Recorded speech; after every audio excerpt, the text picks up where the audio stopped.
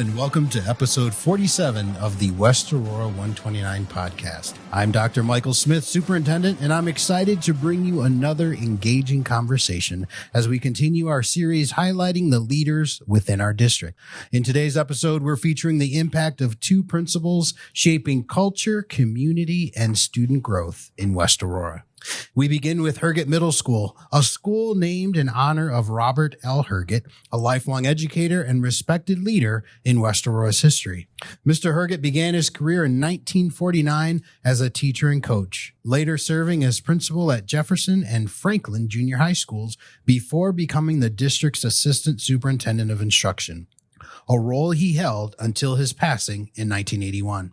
In recognition of his lasting contributions, the middle school on Deer Path Road was named Herget Middle School in 2005.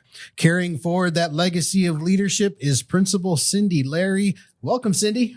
Well, good afternoon, Dr. Smith, and thank you for having me here today as part of the conversation. All right. It's definitely an honor to carry forward Dr. Herget's legacy.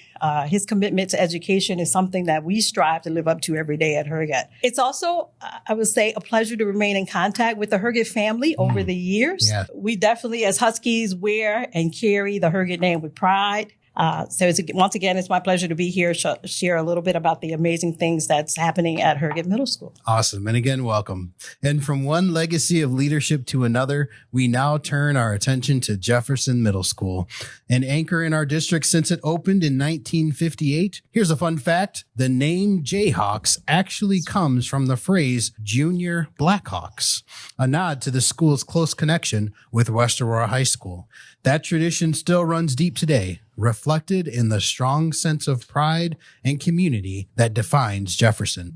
At the heart of that community is Principal Jeff Bryant, a leader who truly embodies what it means to be a Jayhawk. Welcome, Jeff. Thank you so much for letting me be here today. And I can't wait to kind of talk through what we do at Jefferson and what makes us so proud on a daily basis. So Thank you for having me. Hey, my pleasure. My pleasure to have both of you, as a matter of fact. And let's get right in. You've each had unique journeys throughout the district. Cindy, from a special education to elementary leadership, and Jeff, from teaching to student services and curriculum.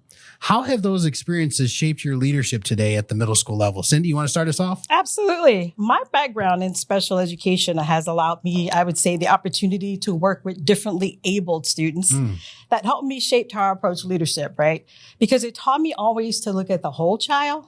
We need to look at their strengths, their needs, and how we support them individually. I would say in my early years of leadership at the primary level, where I was growing up as a principal, I learned definitely the importance of building strong relationships, building that sense of community, knowing your families early on, inside the school, but I would say outside the school as well. Know your school community, know your community groups. And of course, creating that strong academic foundation that supports both students and teachers. Sure. And that's why some of the kids call you Grandma Larry. That's right. I would say, and I would add to that at the middle school level now, what I try to do is blend both of those experiences. Sure. By focusing on relationships first and making sure that we students feel like they're seen and heard and supported. That's awesome. We know that middle school is definitely such a pivotal time for kids. Everything is changing about them socially, emotionally, physically, academically. I think for me, having that foundation from both the special ed lens and the elementary lens really helped me lead with empathy, understanding, and purpose. That's awesome. Jeff, how about you? What have your experiences Really similar. I mean, that's such a great question. Each step of my journey has given me a really different lens to view education through. So as a classroom teacher, I learned the importance of building relationships and really understanding each student and as an individual. And that experience grounds everything I do. It's where I learned that connection comes before content. And so when I moved into student services, I saw the broader challenges our kids face outside of the classroom: mental health, family struggles, socio-emotional needs. And it just made me realize the strong academics only happen when students feel safe and supported. So that role really deepened my empathy and helped me advocate for systems that care for the whole child. when I moved into the curriculum role, I started thinking big picture. How do we design learning? How do we support teachers? How do we ensure equity in classrooms? So now, as a middle school leader, I try to bring all of that together. So I lead with compassion. I think systematically, and I always try to stay grounded in what's best for students. So each of these roles added a layer that I think a layered perspective that helps me lead with clarity and purpose. And both of you embody in how you lead. And Jeff, I've seen it with your hot dog cook-offs and different opportunities you brought to your families. Quite honestly, the school is an extension of the family, and that speaks to the connection that both of you highlighted. I also love that as leaders, you have different experiences beyond education. And Cindy, I'm going to come to you. I mean, yes, you worked at the elementary and now work at the middle school, but you've even worked for Nike and Disney, so you know what a good pair of kicks looks like, huh? How have those diverse experiences kind of helped round you as a leader? Absolutely. Great experiences. I can definitely say that working in those different settings from elementary and middle school and with those companies like Nike and Disney really helped me broaden my perspective on leadership. Through those experiences, I've learned a lot about the importance of culture, teamwork, and definitely the impact and the importance of having clear communication. Companies like Nike and Disney are so intentional about their vision and how every small detail supports the bigger picture, right? Sure. And so I work to bring that mindset. It's helped shape me with making sure that as a leader at school, our goals are clear, that people in our building and community feel connected to our mission, and that we create an environment where students and staff feel valued and supported. Those experiences definitely helped me see leadership not just as managing people, but building strong, positive culture where we all come together collectively to learn and grow. That's awesome. And if Nike ever makes your shoe, I'll wear some Larry's. I'm not afraid to say it. Come on now.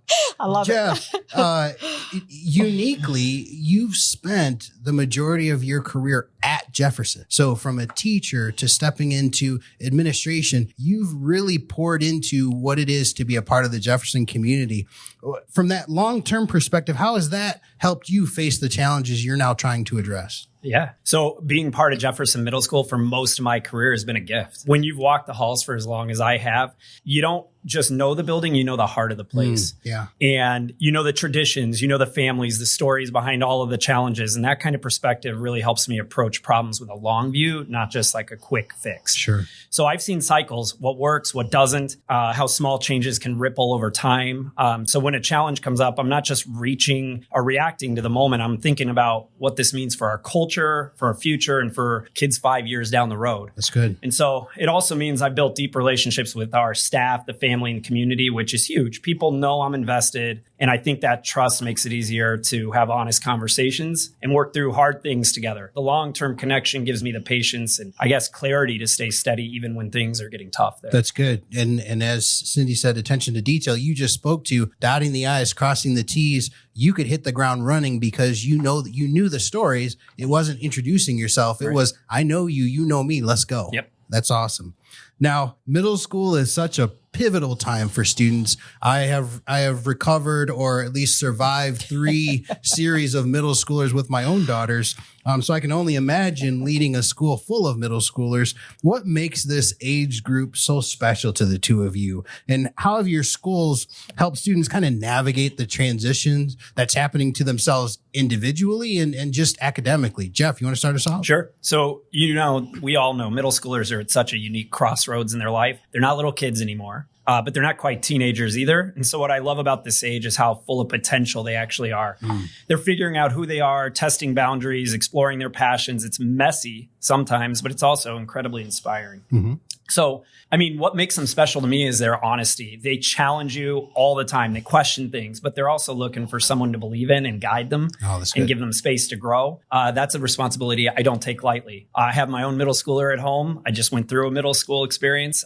So taking that experience and turning it into what I believe and think of at work is huge. So at our school, we work hard to create an environment where students feel seen most of all and supported. We focus just as much on social emotional growth as we do on academics. And whether it's through our counseling support or just regular daily interactions with staff. We genuinely care. So we try to be that steady presence for them. Our goal is to help them leave middle school not just ready for high school, but more confident in who they're becoming. That's awesome. How about you, Cindy? Totally agree. I definitely can experience that too. I have both of my granddaughters are in 8th grade at this moment, and I love the advice they give me. The advice that they give you. Yes. I love it. They're so gifted at offering suggestions on how we should be living as adults, yes. Right? Middle school is such a special time because students are right in the middle of figuring out who they are. Yeah. They're discovering new interests. They're building independence and starting to see the world in a bigger way. It's definitely a time of huge growth, but at that time, when they really need support, guidance, and encouragement, what I love most about being a part of that journey is helping them build that confidence in middle school, taking healthy risks, and learning from their mistakes in a safe environment. And most of all, learning and teaching them how to advocate for themselves, sure. Right? At Herget, one of the first things we do is focus on creating that strong relationship and goal setting. We want our students to come to school with purpose, right? We offer a lot of opportunities, be it in the classroom, clubs, activities, or sports for students. We want them to explore their interests. These are exploratory years. We want them to take risk. We want them to connect with other students. We want them to connect with mentors and develop that academic and social skills. We definitely try to make sure that every student feels known, supported, and challenged during their middle school time with us. That's good. That's good. And both of you, I love that you articulated the idea that our students walking through our middle schools, our goal is that they're seen. There is not an individual that walks through and doesn't have a connection or someone who acknowledges their existence. And that's so important. Not just acknowledging their existence, but acknowledge and sees the potential, as you said, Jeff, for who they could be, who they are, which is valuable, and who they can be as they grow and learn. I appreciate that. And we've been talking about culture as we've asked different questions and you've offered different answers. But specifically, though, the cultures you're talking about don't happen by accident. There's some intentional things that the two of you are doing. Can you highlight that a little bit about what you do to support the cultures in your building? For sure. Culture is everything in my practice. And so at Jefferson, we've cultivated over time a strong, welcoming culture. And that's something that's taken a lot of years. And so it's really special to be part of that. And one of the things that really sets us apart is our deep sense of pride that both the students and staff have in being part of this school. It's not just about academics. It's about making sure, like you said, everyone belongs there. And we value every voice, every story, every student contribution. So traditions help us, and they play a big role in fostering that sense of community at Jefferson. For example, Spirit Weeks, the extracurricular events like our band, choir, drama, and musical performances, and our annual community service and fundraising. Those are just a few of the ways we come together at JMS that tell the story about who we are and what we stand for. So we have a strong history of involving families and the local community in those activities too, which makes everyone feel more connected. Another practice I like to highlight that helps build culture is our focus on collaborative learning. We've committed to challenge and dialogue in the room and team building. So teachers and staff work closely together to ensure we're not just prepping students academically, but also teaching them the value of working together and supporting one another and taking care of the school environment. It's just a collective mindset that really builds our culture. That's good. Cindy, what do you think? Definitely at Herget, we work at having a welcoming and supportive culture. There's a sense of community that we want to have where students and staff and our parents feel like they truly belong there. Sure. We're definitely big on relationships, taking the time to know our students and supporting one another as a staff, stopping to celebrate growth along the way with those pivotal moments where we see growth. Traditions like our Husky Bark, our student and staff recognitions and competitions. And as Jeff said, definitely our Spirit Weeks that help build that connection and pride. We're definitely also intentional about our programs and activities that focus not just on academics, because those are super important. And we do spend a lot of time creating those opportunities for dialogue and discourse in the classroom. But we also want to make sure that there's a healthy balance on character and leadership and social growth. I do believe it's in those daily practices, that in those little moments of connection and encouragement that can make a big difference. Sure. And Cindy, if I can continue with you, we know as leaders, we get the honor to speak on behalf of the phenomenal people that we support. And specifically who I'm talking about are the staffs that you lead. And Cindy, in your story, there have been some leadership apples that have fallen from your tree a couple times, but you kind of mentioned it even in your past answer. You're intentional of trying to empower staff to step up and lead. What does that look like? Thank you, Dr. Smith, for those kind words. That really means a lot to me, and I'm definitely humbled by my colleagues in their comments. I have been fortunate to work alongside some absolutely really amazing people, and we have high expectations for one another. I believe in developing leadership in others is one of the most important parts of our work, because strong schools aren't built by just one person. They're built by strong groups of people that come together for a common purpose. And when you invest in staff, you're not just supporting them in the moment, you're building the future of our school and our district. That's good. I love helping people recognize their strengths, giving them the opportunities and the space to lead, and encouraging them to step outside of their comfort zone, right? There it is. There it is. Comfort zone. Yes. We've heard that before. I definitely agree. I think when teachers and staff feel empowered and valued, it creates a ripple effect that trickles down to our students. I've had some really great mentors myself. I can think of Shirley LeClaire, who recommended me for hire. Let's not give a date, but I do. And as a new teacher, I can clearly hear those voices and remember having strong mentors like Laura Emery, Kathy Gaddis, Mary St. Jules, Sharon Seals. And as a new administrator, just stepping into the role of leadership with Cynthia Latimer and the late Mark McDonald, Bob Hawkins, who pushed me out of my role to really present on a national level. The OGs. The OGs, as they say. But you know what? I will say under each superintendent and each senior leadership team, I, as a leader, have been given the support to learn and grow and the space to lead under each team. And I just want to make sure that I'm paying it forward. And I believe that as leaders, we have a greater responsibility to be of service and support to others. And I definitely try to model that. That's good. That's good. I appreciate it. And Jeff, flipping over to you, anyone who's followed Jefferson's story the past couple of years can't ignore what your teams are doing in terms of the culture, not just the culture, but the success that students are beginning to see in the classroom. What is it that you do to support your teams and their cohesive functioning together? Oh, thank you for saying that. But supporting staff is one of the most important parts of my role, because when teachers and staff feel valued, supported, they can bring their best selves to students every day. That's so that trickle down that Cindy was just speaking of. One of the things I focus on every day is creating an environment where we celebrate professional growth. We offer ongoing PD opportunities, but we encourage teachers to take ownership of their learning. Yeah. And so whether that's through attending conferences, just collaborating with peers, or exploring teaching strategies, we empower our staff to grow in ways that feel meaningful to them. And that is key. It's not just about professional growth, though. We also have to make sure our staff feels supported on a personal level. And so that means checking in with them, especially coming in and out of the pandemic, where that was a tough time for a lot of people personally. Sure. And so creating that habit as an admin team and making sure we're checking in on people personally. That's good. And making sure they had the resources they need and creating opportunities for them to connect with one another. Yeah. So we have regular staff meetings, but we also make space for that informal time where we gather and where we can share experiences, celebrate successes, and lean on one another. That's good. So I believe in giving staff autonomy. It's important to trust them to make their decisions in their classrooms, because when they have that trust, they feel more invested and empowered. And I've noticed that over the last few years at Jefferson, all of this has helped staff feel like they're part of that supportive community that we're growing. And that in turn has created a positive ripple effect for our students. That's good. Each of you has talked about different things that you do throughout the year. We're not going to list specifics, but if someone was listening to your responses, you can tell that there are checkpoints throughout the year where you intentionally reach out to connect and invite your families into the schools to build even stronger connections than are already happening with the teacher and the families via the classroom connection. But this is just a chance for you to brag a little bit. So I want to preface it.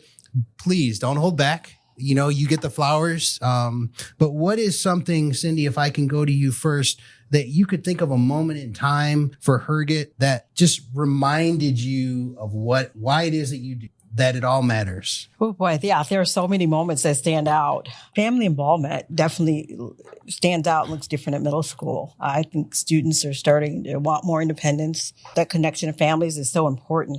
We really work hard to keep our families engaged by keeping that communication open and consistent. We want to make sure that families feel comfortable and welcomed coming through for family nights, family games nights, family bingo nights, open houses, the openness to conference at any time with our staff. See, spoken like a true grandmother. I asked you for one thing that stood out, and you just string together all these wonderful family connection opportunities. But that tells the story of how you would answer that question. It's not just one thing. It's almost like a lifestyle that you're articulating is what stands out. I appreciate that. It's all good.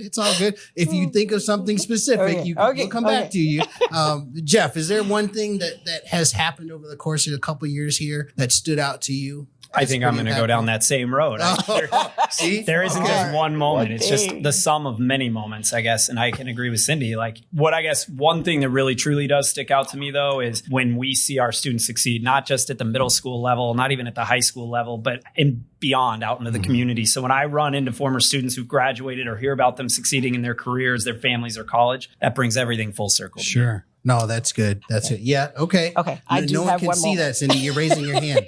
No one can see that. You have to say, hey, I got something. Got a moment. Okay. There are so many moments, but one that really stands out, it definitely happens during our 8th grade promotion ceremony. I can recall an instance where a student had transferred in and struggled a lot, just finding their place. But over time, with support and persistence from our staff, we saw growth. And I remember asking that student to be one of our speakers at promotion with the theme of overcoming challenges. And on that day, that student came up to me and shook my hand. And I'm trying to hold back a little bit here and said, thank you for not giving up on me. That moment reminded me exactly why the work that we do matters. It's about believing in kids, even when it's hard, when there are barriers, and helping them see the potential. They might not even see themselves yet. It's those small moments sometimes, a handshake, a thank you, a smile, a helping hand, a breakthrough that sometimes leave the biggest impact. I love that. That's awesome. I'm glad that came back to mind, because that story is phenomenal. That is what it's about. Now, this is the part of the podcast that I enjoy. It's called Rapid Fire, meaning I'm just going to toss some questions out to you. Don't think about it. I know I'm talking to educators.